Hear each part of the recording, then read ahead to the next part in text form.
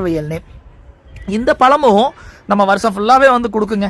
இந்த செடியை பார்க்கறதுக்கு வந்து பார்த்தீங்கன்னா அன்னாச்சி பழம் மாதிரியே தான், இலைகள் வந்து சிறுசாகும்.